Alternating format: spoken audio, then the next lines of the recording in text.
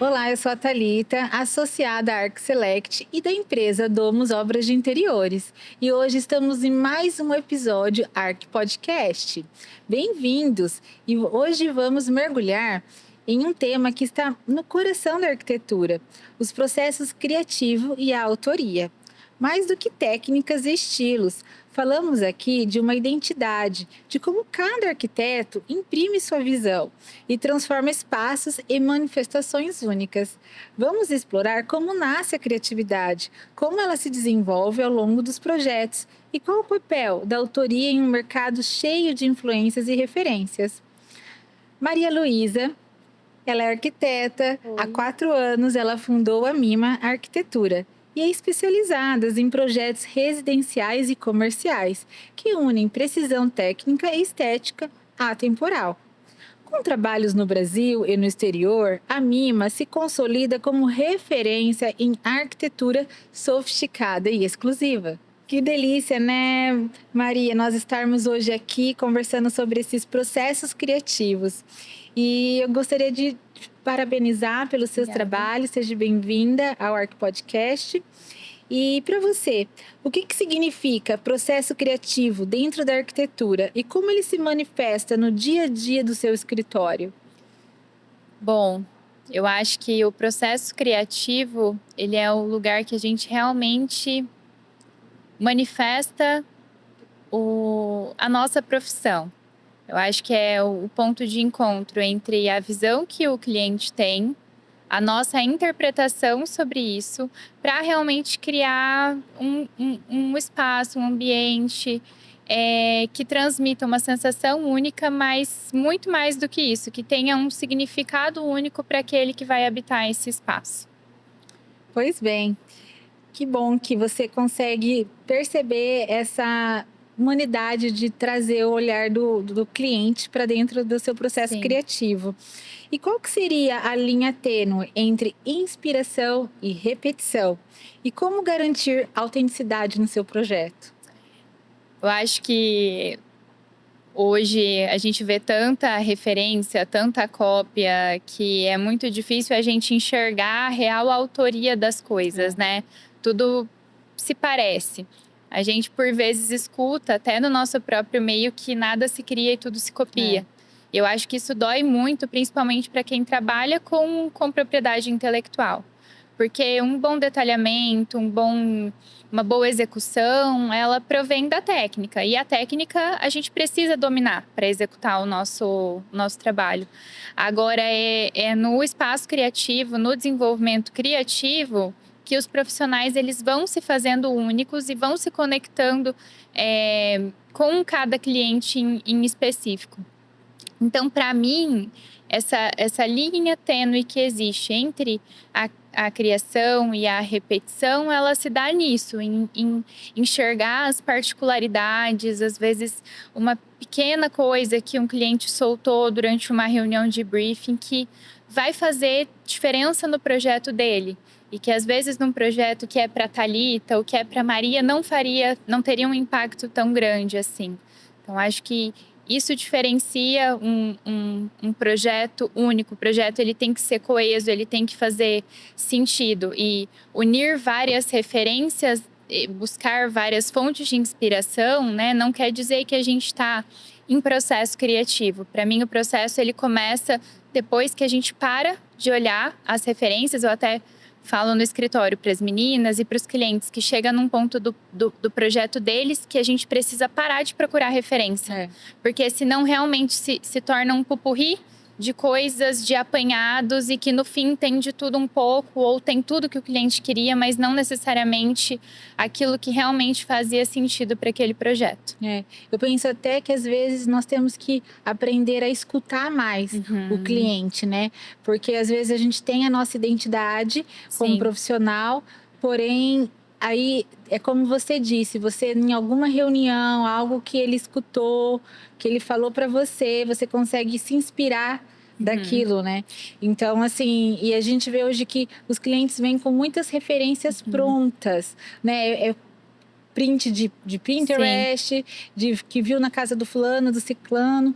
Então, às vezes, isso pode até atrapalhar o processo criativo, não é mesmo? Eu acho que antes a gente tinha a profissão do arquiteto como uma profissão muito nobre. Então, você contratava o profissional, você conversava sobre as suas necessidades, mas o profissional ele tinha liberdade criativa para realmente projetar uma coisa única.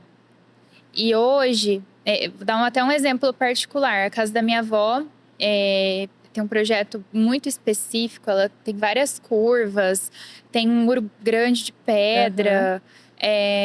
E eu me deparei há um tempo com o projeto original da casa, que era uma planta, alguns desenhos técnicos, a cozinha toda desenhada à mão, desenho técnico à mão. Eu nunca vi uma casa parecida. Eu reconheço alguns outros projetos em Maringá que têm a mesma linguagem, porque eram do mesmo arquiteto. E hoje, eu acho muito difícil a gente impor uma estética justamente por conta da quantidade de referências que se vê. Então, quando o cliente chega com muitos pedidos, às vezes os pedidos que ele mesmo está trazendo para a gente em termos de referências estéticas não são condizentes um com o outro. Então, dentro de cada imagem ou de cada detalhe que ele traz, a gente precisa realmente… É uma frase que eu escutei tem, acho que 1 ano e meio. Que a gente precisa escutar para entender e não para responder. Para daí sim entender o que ele quer daquela imagem, o que ele gostou daquela imagem. Eu tenho uma cliente que me trouxe, num primeiro momento, várias referências. A gente está entregando o apartamento dela agora. E se a gente for olhar, o projeto dela não tem nada a ver com nenhuma das referências que ela trouxe. E sim com, naquela imagem, ela gostou desse tipo de iluminação. Nessa imagem, ela queria mostrar que ela gosta de pedras exóticas. Na outra coisa. Então, hoje eu enxergo a arquitetura muito mais como um processo artístico nesse ponto. Da gente parar, refletir, entender o que o cliente quer. E não o artístico de criar algo único. A unicidade não está só na plástica, mas sim no processo como um todo. Então, da gente dedicar muito mais o tempo do que a técnica. Eu acho que isso tem feito muita diferença nos projetos. Por isso que eu toquei no ponto que você falou algumas vezes, que é sobre a escuta. Porque realmente eu já percebi que às vezes as pessoas trazem referências, mas não é aquele conceito da foto exata. É o detalhe, é um quadro, é uma cor. E aí a gente não entende porque a gente não parou para escutar. E aí, por conta disso, você acabou criando algum método, algum ritual que você fale, olha, o meu fluxo criativo acontece assim, depois assado e depois por seguinte? Eu já tentei explicar como eu penso o projeto. Então, se a gente for falar de método criativo, eu acho que é até meio hipócrita falar isso, mas eu acho que toda criação nasce do vazio. Então, a gente precisa estar com a cabeça descansada para criar. Eu sei que você já tem experiência com criação, né? Hoje você está na frente de obras, mas a gente consegue criar um projeto com pouco tempo ou sob pressão, ou a gente consegue fazer. Mas aquele projeto único, ele precisa de respiro. Então, a gente precisa do tempo. Uma maturação, né? Para entender, a gente precisa absorver todas as referências que o cliente trouxe, entender o que faz e o que não faz sentido, porque não é tudo que precisa estar dentro daquilo. E depois é a fase da gente esquecer tudo que a gente viu e ficar com o que a gente absorveu. O que a gente absorveu de sensação, o que a gente absorveu de busca de materiais, de soluções novas, de conceito mesmo. Quando a gente está na faculdade, os professores sempre pediam pra gente, perguntavam, né, pra gente qual que é o conceito do projeto. Qual que é o conceito? Verdade. E na faculdade, às vezes, a gente não sabia responder uma pergunta tão simples. E quando a gente vai apresentar o projeto para o cliente, a gente tem que fazer ele entender como pensando nos residenciais, né? Como é essa nova forma de morar? Qual sensação a gente pensou desde o momento que ele entra na casa dele até quando a gente chega no ambiente mais íntimo, que é a suíte do casal. Então, é um percurso, ele tem que contar uma história. Então, se a gente for falar de método, eu diria que, assim, a premissa inicial é a gente ter tempo para desenvolver isso, que hoje em dia é muito difícil a gente conseguir explicar para o cliente que esse processo leva tempo. E o segundo é entrar realmente na caixa das sensações. Então, no escritório, eu gosto sempre de pensar nas bases iniciais do projeto. Então, os materiais base que vão conduzir todos os ambientes. E depois a gente vai pensando nas particularidades de cada espaço. Porque muitas vezes, na maioria das vezes, não é a minha mão que está modelando, não é a mão só de uma arquiteta que está fazendo. A gente precisa da equipe inteira alinhado para entender o que aquele projeto quer transmitir, o que aquele projeto quer dizer. Então, depois que a gente tem uma base muito bem definida para ser o fio de condução de todos esses ambientes, a gente consegue trazer particularidades específicas de iluminação, que é uma coisa que eu acho primordial ser pensada em conjunto, não é uma fase depois. Não. A gente passa por uma curadoria de mobiliário que eu acho que enriquece muito o espaço, os móveis soltos, é muito legal compor, trazer essas texturas e o resto ele vai se encaixando. Então, primeiro a gente pensa nos grandes planos e depois a gente vai trazendo essas especificidades. É muito legal sobre isso. A gente só demora um tempo para entender que de fato precisa-se primeiro uma narrativa, construir uma narrativa para aquele apartamento, para aquela casa, porque senão o seu escritório acaba dependendo único e exclusivamente da sua pessoa, né? Então, às vezes a gente acaba tendo que imprimir o nosso método, o nosso fluxo de criativo para que a equipe entenda. Então, de fato, quando se tem essa narrativa, você conta essa história, aí você faz primeiro uma planta ou você define materiais. O que você faz primeiro?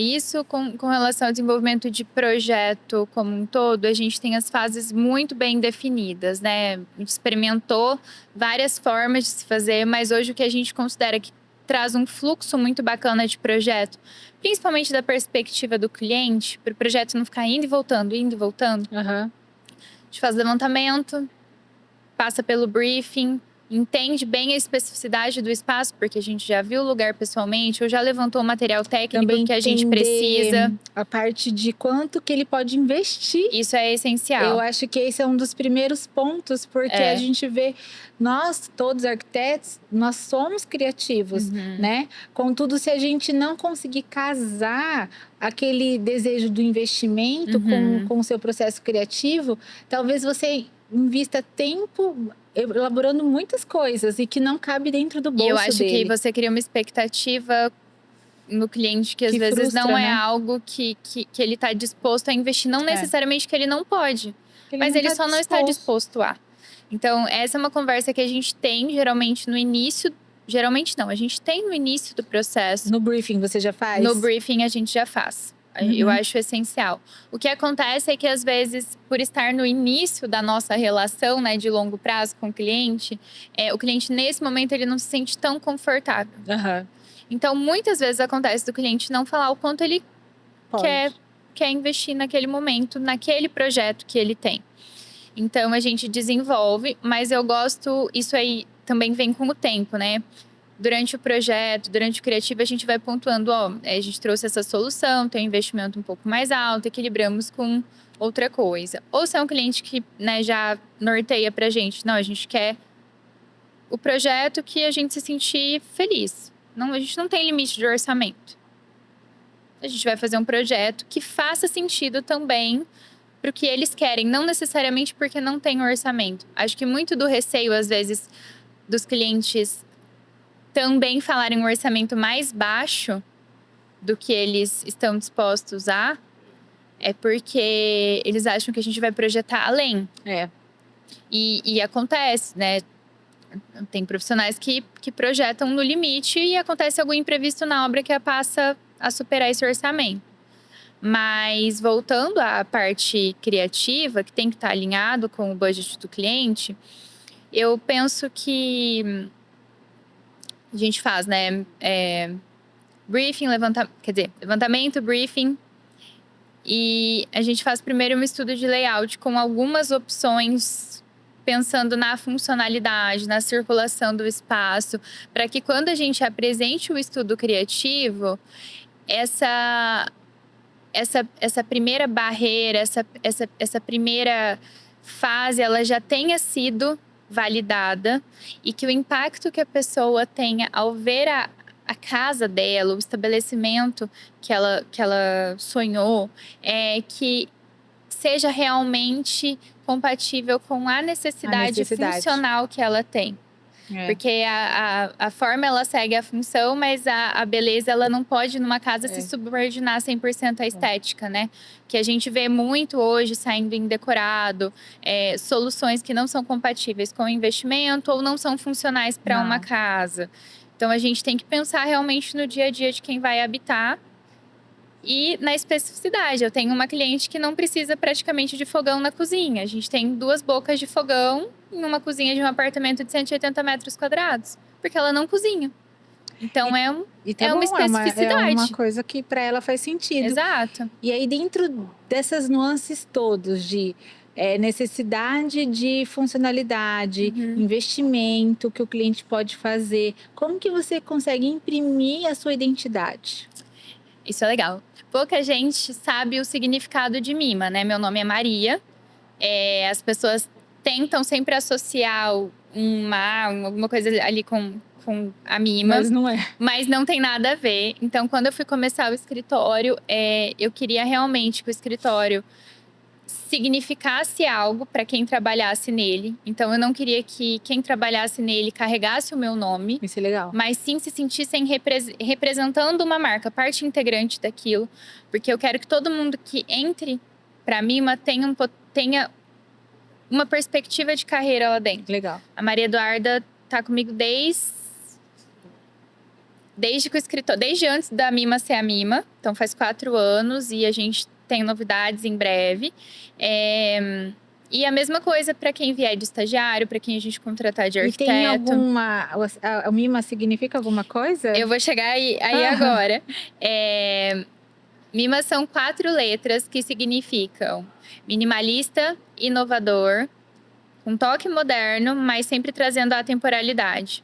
Então, dentro de todos os projetos, sejam comerciais ou residenciais, e respeitando quem vai habitar o espaço, a essência de quem vai habitar o espaço, a gente sempre revisa e tenta trazer esses 4 elementos para dentro do projeto. Faz uma prova real. Então por isso que mesmo a gente trabalhando materiais diferentes, perfis de clientes diferentes, faixas etárias muito diferentes, a gente consegue ter projetos que no fim são coesos. Eu acho que isso é muito importante também, porque ele passa pelo filtro do nosso olhar, da criatividade do nosso olhar. Não é um conjunto de referências que o cliente olha pra gente e fala, eu quero isso aqui, coloca no papel pra gente. Você acha que quando o cliente te procura, ele vem já com essa identidade bem estabelecida e ele vem com esse perfil de visual para você conseguir imprimir essa sua identidade? Eu acho que ele vem entendendo o lugar humano que a gente trabalha, porque não são projetos que são cópias um do outro. Então, quando a gente olha o nosso portfólio, são projetos que são singulares, mas que têm essa mesma linha. Então, ele consegue enxergar a linha de trabalho que nós temos, mas entender que a essência dele vai ser respeitada. Você acha assim que quem olhar de fora, que não conhece a Mima e vê vários projetos soltos, a gente consegue olhar que isso foi a Mima ou aquela outra foto foi da Mima, ou isso fica mais distante por conta dessa particularidade de cada cliente que você faz bem diferente, assim? Eu acho que fica um pouco mais distante. Eu acho que a impressão da identidade, ela vem de um outro ponto, que é um pouco diferente do que a gente conversou da cópia, da cópia das soluções ou da receita de soluções. Você é autêntica. Sim, eu acho que tem profissionais que eu admiro muito, que tem um DNA, que tem uma impressão muito forte. E eu acho isso incrível. Mas para a forma com que eu trabalho, não encaixa. Isso não funciona, e talvez sejam profissionais que já tenham se consolidado há algum tempo. Numa época que talvez eles tivessem mais liberdade para mostrar as soluções que eles têm puras. E aí isso foi perdurando e se criou uma marca através dessa estratégia. A minha estratégia para o escritório é um pouco diferente. É realmente no ponto da singularidade mesmo de cada projeto. Até você começou no podcast falando da parte da parte artística. Então, essa parte artística traz essa singularidade de cada projeto, né? Mas que acaba sendo a sua marca. Exato. Não é? Você não vai fazer projetos iguais. Você vai ter um portfólio sempre um diferente do outro. Exato. E isso que é ser o artista. Ele vai ter aquele olhar da Mima, né? Sim. Você pode fazer um projeto neoclássico e um moderno, não é? Respeitando o gosto do cliente, mas com a sua identidade. Sim. Isso que é legal. E como que você lida para você ficar dentro desse processo criativo com tantas pressões, mercado, prazos, orçamentos, e sem extinguir essa parte autoral e criativa? Correndo, né? Não, eu acho que a gente não faz nada sozinho, né? Sim. Então, você tem uma equipe, né? Então hoje a gente tá em 6 pessoas no escritório. Uma equipe de mulheres, idades diferentes, mas que todas compactuando a mesma visão que eu compartilho com elas. Eu acho que isso é muito importante. A gente não consegue dar um bom suporte ao cliente, ter o tempo criativo, entregar depois um projeto muito bem detalhado para ser executado. Que toda vez que eu mostro para os clientes os detalhamentos do escritório, realmente, para quem não é da área, enxerga o nosso trabalho de uma nova perspectiva, porque é um trabalho muito interno, extremamente importante e que demanda muito tempo. Então a gente precisa ter muita atenção para esses documentos. São documentos. Saírem do escritório com qualidade. Acaba para você otimizar o seu tempo para fazer tudo isso. Você setoriza seu escritório com essas 6 pessoas. Cada um cuida de alguma parte ou como que funciona? A gente tem atividades pré-estabelecidas para cada nível de know-how de quem está lá dentro. Eu não setorizo uma pessoa específica para cada função, porque nosso trabalho, ele como pode dizer? A gente tem picos de concentração de trabalho. E um projeto que às vezes é muito mais extenso demanda de mais pessoas da minha equipe para acompanhar uma mesma fase. Então hoje eu tenho frentes da empresa, né, que eu cuido, que vão além da parte arquiteta, é muito mais da parte do empreender, de ter uma visão de crescimento, de cuidar da comunicação, do atendimento dos clientes. A Maria Eduarda fica mais a par da parte técnica, que é meu braço direito no escritório. E aí a gente segmenta as atividades, mas é muito importante para o nosso meio todo mundo ter uma visão. Não é que todo mundo faz tudo, as pessoas se enganam também com isso. Mas todo mundo ter uma visão ampla de como funcionam as coisas. Por quê? Se a gente vai desenvolver, vamos pôr, uma marcenaria super personalizada para um quarto infantil, que tem muitos detalhes, né? Então, a gente precisa entender como aquilo é executado. Porque senão a gente cria algo que não é executável. Exato. E aí, quando chega na equipe de execução, quando a gente vai executar, não acontece. Ou tem que ser feita alguma adaptação que já vai frustrar o cliente em um ponto, porque não é aquilo que ele viu nas imagens. Então, acho que todo mundo precisa passar pelos setores do escritório, principalmente da criação à técnica, e acompanhar esse cliente do começo ao fim. Eu gosto muito de levar as meninas para acompanharem a obra também. Eu acho que isso não é nem o além da nossa obrigação. A gente precisa acompanhar esse projeto, mas para realmente ter essa visão holística do processo como um todo. E aí você fica mais na parte criativa e na comercial? Sim. Nessa parte, né? Sim. Entendi. E hoje, se você pudesse dar um conselho a jovens arquitetos como desenvolver um processo criativo sólido e construir uma marca autoral?